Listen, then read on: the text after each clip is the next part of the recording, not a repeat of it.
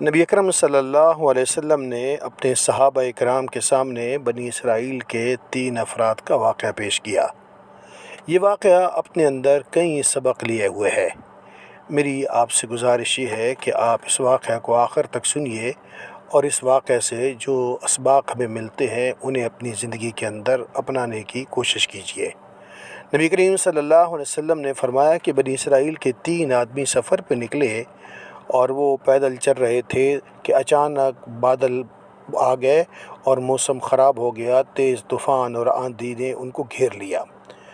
آندھی اور طوفان کے ساتھ ساتھ طوفانی بارش بھی شروع ہو گئی اور وہ لوگ جائے پناہ تلاش کرتے کرتے ایک پہاڑ کے غار میں پہنچے جس کے اندر وہ داخل ہوئے، اور ان کے داخل ہونے کے ساتھ ایک نئی آزمائش ان کا انتظار کر رہی تھی کہ اچانک بھاری پتھر اوپر سے لڑکا اور غار کے دہانے پر آ کر رک گیا، اور گویا پورا غار کا دروازہ اور منہ اس پتھر کی وجہ سے بند ہو گیا۔ اب وہ لوگ اس صورتحال سے شدید پریشان ہوئے۔ 3 افراد غار کے اندر بند تھے جب ان کے بارے میں دنیا کو کچھ بھی علم نہیں تھا، لیکن وہ لوگ اس ساری صورتحال میں بجائے مایوس ہونے کے انہوں نے اللہ کی ذات سے امید قائم کی، اور تمام لوگوں نے آپس میں مشورہ کیا کہ ہمیں اس مشکل سے نکلنے میں ایک ہی راستہ ہے کہ ہم اللہ کی ذات کو پکاریں، اور ہر شخص اپنی زندگی کا کوئی خاص نیک عمل جو محض اللہ کی رضا کے لیے بغیر کسی ریاکاری کے اس نے کیا ہو، اس عمل کا واسطہ اللہ کو دے اور اللہ سے دعا کرے۔ اب اللہ کی ذات کے سوا کوئی اور ذات نہیں ہے کہ جو اس پہاڑ کے پتھر کو ہمارے اس غار کے منہ سے ہٹا سکے۔ پہلے شخص نے دعا کی، اے اللہ، میں چرواہا ہوں اور میں بکریاں چراتا ہوں، اور میں اپنے والدین کا خدمت گزار بیٹا تھا۔ اللہ تو جانتا ہے کہ میں روزانہ بکریاں چرانے کے بعد جب شام کو واپس پلٹتا تو سب سے پہلے بکریوں کا دودھ نکال کر اپنے بوڑھے والدین کی خدمت میں پیش کرتا۔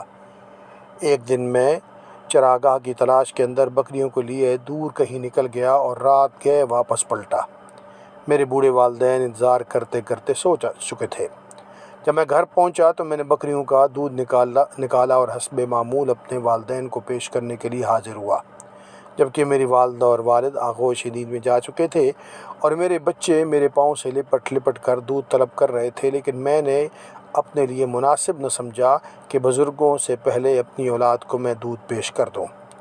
اللہ، پوری رات میں اپنے ماں اور باپ کے سرہانے دودھ سے بھرا پیالہ لیے کھڑا رہا۔ میرے بچے روتے رہے، لیکن میں نے والدین سے پہلے بچوں کو دودھ نہ دیا اور ساری رات یوں گزر گئی۔ اللہ، یہ کام میں نے محض تیری رضا کے لیے کیا تھا، اور والدین کا احترام تیرا حکم ہے۔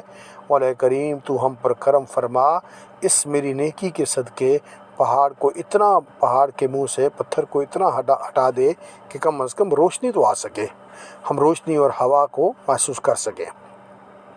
اس شخص کے دعا کرنے کے نتیجہ تھا کہ تھوڑی دیر میں پتھر اپنی جگہ سے ہلا اور غار کے اندر اب باہر سے روشنی آنا شروع ہو گئی۔ کچھ روشنی آ رہی تھی، کچھ ہوا کا بھی انتظام ہو چکا تھا۔ پھر دوسرے شخص سے کہا گیا کہ اب تم اپنی زندگی کے کسی عمل کا واسطہ دو۔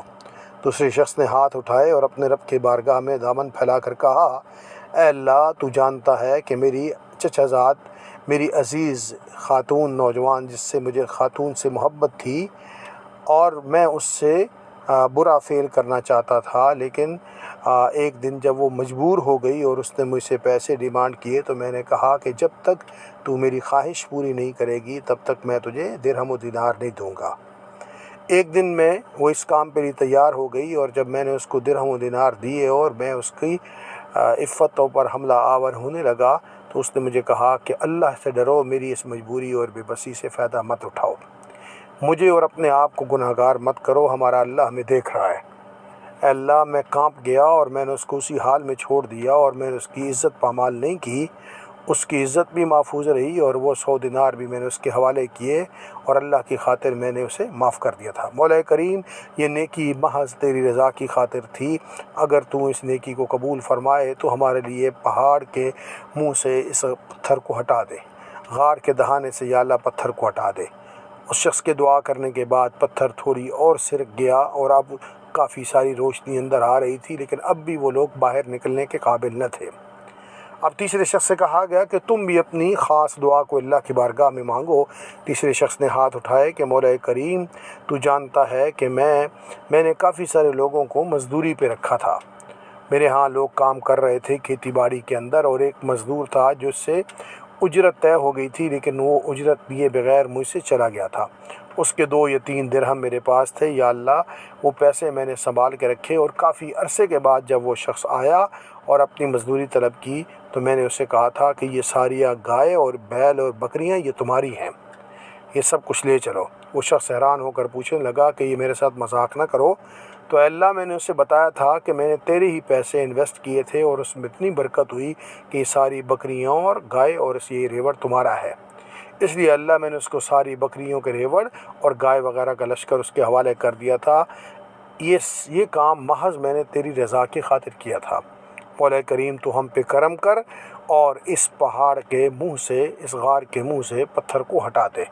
تیسرے شخص کی دعا مکمل ہوئی اور پوری طرح غار کا منہ کھل گیا اور پتھر نیچے کو لڑک گیا، اور وہ تینوں شخص صحیح و سلامت غار کے اندر سے باہر نکل آئے۔